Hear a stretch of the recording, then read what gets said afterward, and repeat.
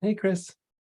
Oh, thanks, Sam. Hey, Hey, Greg. hey. Hey, I'm seeing this gal, Mhm. and she's been, she had some serious addictions like to meth and all that. And now Yeah, she's like a chain smoker and she's yeah. trying to, get away from that. Any Is she still pro using it? Is she still using it? I'm not sure, but I don't think so. She's Okay. trying to, get her life back on track. Okay. And she has a little boy. Um, but she really wants to curb her addiction, especially to smoking. And I'm guessing that the meth is gone. Addiction to meth is not current. So any protocol and oil that would help, or Yeah, just like for in between sessions, sure, sure. Like so, like I want to kind of just talk out the addiction thing just a little bit, especially when it's a substantial substance. Right. Meth being, it's a harder one to treat, and Mm-hmm. doesn't mean it's not treatable. It's a little harder, and um I think you kind of nailed it with saying like, they went from meth to like maybe cigarettes, or like if you see like the traditional like thing in AA, for example, they're off alcohol, but they're drinking, 12 cups of coffee and chain smoking cigarettes a lot. That's Mm-hmm. really normal. Like to kind of almost like start stepping down what the substance is Uh-huh. before really getting more to like, okay, I need to deal with this like addiction in general, because really the addiction is about pain. I mean, bottom line, Mm-hmm. there's some sort of emotional pain somewhere where it's hard for them to cope or it's overwhelming. And so I was always of the mindset that as they were starting to use other things, like I didn't Mm-hmm. want to take their coping mechanism away too fast. Like I wanted to establish a way for them to be able to cope so that as the substances get pulled away, they have like a like skill set or tool to be Mm-hmm. able to like manage the stress or the pain that comes up. And Right. so things that are always good are anything that's like a nervine. So um Nervine. yeah, like so spikenard, vetiver, melissa, litsea cubeba, chamomiles. In the old days, I'm not saying to use this, but like in the old days, what they would use, like back in the 1920s and 30s, is they would give people big dosages of magnolia, like like the ground up, not the flower. It's actually like the twigs that they would ground up. And same idea, like you would just give them a bunch of something that's like calming and soothing. I mean, even kava kava, lemongrass, like anything like that. I kind Mhm. of like the idea of lemongrass just because, especially with the meth, they've been more sympathetic nervous system oriented for a while. And so there's Mhm. usually a bit of an imbalance in that involuntary part of the nervous system. And so, you could give them like a little roller ball of lemongrass, and it's just like whenever you start to feel anxious, whenever you start to feel stressed, whenever you start to feel emotional, whatever it is, pull that out and begin inhaling it. And what you're doing is like every time the nervous system kind of gets a little out of whack, they inhale it and balance it out again. And like you're literally just kind of as the day progresses, re-educating that part of the nervous system. Um, uh,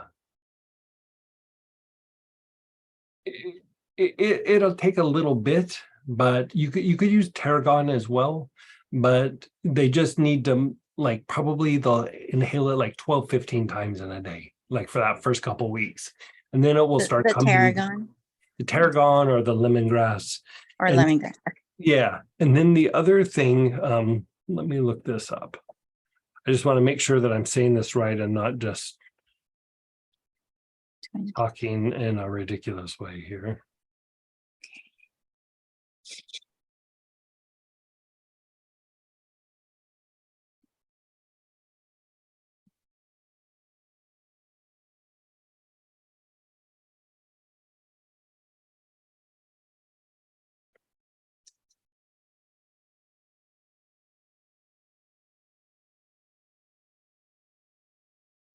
So the best is inhalations, right? Instead of a body Yeah, tonic like or lemongrass or lemongrass, they could even take a few drops internally multiple times a day if they would like to augment that. oh, okay. I wouldn't have a problem with that at all. But Okay.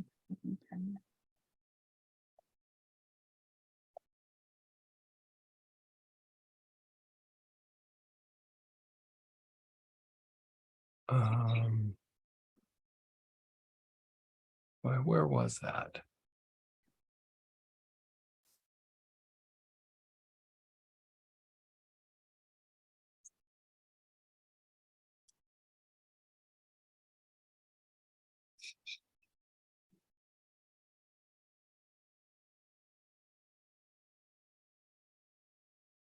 The other one is you could have them inhale the gamma wave blend.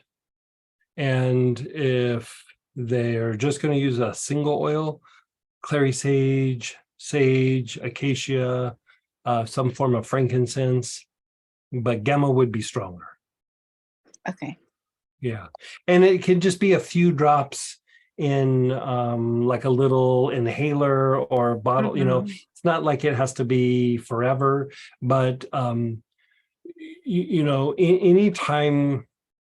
anytime you're looking at like something where there is an addiction issue, there is an issue with regulation of the emotions. Like emotional regulation is more difficult for that person, and it actually is a lot of times like the cause or partially the cause of the actually addiction. It's not that the addiction caused it, it's just like something was off with the brain, and it just kind of throws them into that state where then they try to use substances to manage it.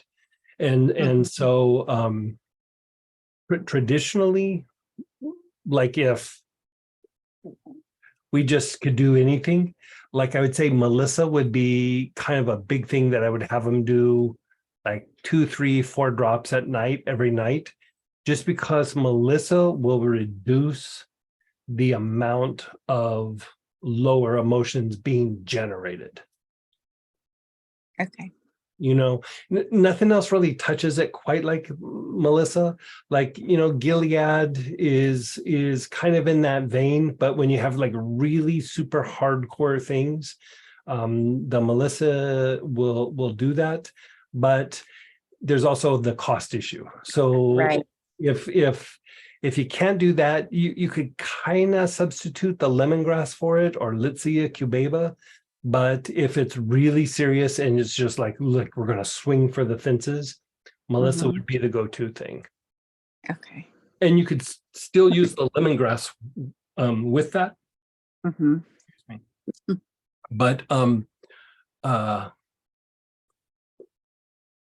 any addiction, that emotional regulation plays a key role in that. There's pain mechanisms or whatever, but if you can reduce the amount of those emotions being generated, the better. So even with your healing, clean the basic chakra like nobody's business. Like you just clean it substantially. And you know how like sometimes we say like, oh, clean the arms, clean the legs, yada, yada, yada. Put orange into the joints. Don't even sweep it out. Just put orange into all the joints of the arms. And what does that do, Greg? Well, it helps to break up some of the things that are causing the agitation in the basic chakra, causing the emotional response. And then orange also stimulates lymphatic function, where it starts to clean up the arms and legs. So you have the initial energetic impact. And then after that, because you're stimulating lymphatic movement in that area, it continues the effort. Like I had this one person, she didn't even use substances for that long. Like it was really short, but she was just always a little bit argumentative with like if she was sitting in a room, she'd get into an argument with somebody. Like, you know what I mean? Like Hmm. if her mom came in the room, they'd start fighting in like 5 minutes. Like it didn't matter what was going on. It was just like that. And Mhm. so like I just would kind of tease her as like, boy, you just always kind of have the grumpies. And I tried all kinds of different things. And I didn't really go to the arms and legs for the addiction thing because she really didn't have that big of addiction. I stepped back and I was like, let's just rethink this. I did that protocol, and all of a sudden, all of that stuff come down. She'd sit in a group, she'd be fine, she'd interact. People would say obnoxious things that would trigger most people, and she'd just go, eh. Like it's like she was shedding the grumpies. And a Huh. lot of it is just a lot of congestion and agitation in the arms and legs that then agitates the basic chakra. You know, scientifically, there is that aspect in osteopathic medicine because it throws off circulation and neurological function. And in Chinese medicine, like the same thing. Like if something like that's going on, they go right for the arms and legs. So like several traditions or modalities will actually treat it. They'll have different like reasons why they do it. They'll have different like the reasons why, but it produces a result every time. Like it unwinds that. So I would actually do quite a bit of that as well. Okay. Like cleaning, think of it like this: cleaning the arms and legs is very calming and soothing to the basic chakra, but it's also very calming and soothing to the brain. Like it's so calming to the brain. If you think like if you're in fight flight or you're at odds with something in the environment, that external expression is I'm going to run or I'm going to fight. So that will manifest as tension in the arms and legs over a period of time. And so as you keep unwinding it, it's just like these big levels of like, oh, oh, you know, you just kind of keep unwinding it and you think, boy, I feel way better. And then you do it again, you go, I feel even better. Like you just keep going deeper and deeper on that arm and leg thing. And Mhm. it can be substantial. Thank you so much, Greg. You're so welcome. So here's the thing too, like this is what I would say, like if we come back around on that and we go back to just the energetic component. So Mm. osteopathic medicine looks at it, you know, aromatherapy, medical aromatherapy, we look at it, Chinese medicine. So let's look at it from the point of view of energy, like with pranic healing, right? Mhm. So Master talks about that. Master Choa talks about that in one sentence in the psychotherapy book. And this is what I would say about Master Choa. Mhm.